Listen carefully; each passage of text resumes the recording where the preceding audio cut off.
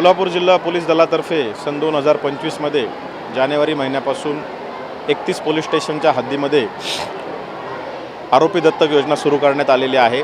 यामध्ये 2 किंवा त्यापेक्षा अधिक गुन्हे केलेले मालमत्तेविरुद्धचे त्याचबरोबर शरीराविरुद्धचे गुन्हे केलेले आरोपी आयडेंटिफाय करून जवळपास 1532 आरोपी आयडेंटिफाय करण्यात आलेले आहेत। पोलीस स्टेशनमधील प्रत्येक अधिकारी व अंमलदार यांना 1 किंवा 2 असे आरोपी दत्तक देण्यात आलेले आहेत। या संकल्पनेचा मूळ उद्देश वारंवार गुन्हे करणारे आरोपी यांच्यावर लक्ष ठेवणे, त्याचबरोबर ते दैनंदिन जीवनामध्ये काय करतात, गुन्हेगारी क्षेत्राकडून त्यांनी चांगल्या मार्गाकडे वळावं त्यासाठी त्यांचं समुपदेशन करणे।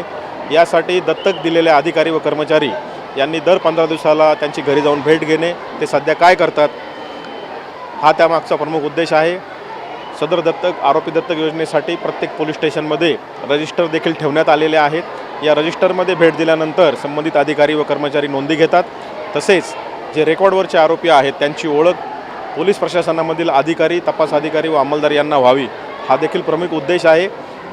यातून जे 2 किंवा त्यापेक्षा अधिक गुन्हे केलेले आरोपी रेकॉर्डवर आहेत, भविष्यामध्ये त्यांनी कुठलेही गुन्हे करू नये व चांगल्या मार्गाकडे वळावं हा प्रमुख उद्देश या योजनेचा आहे।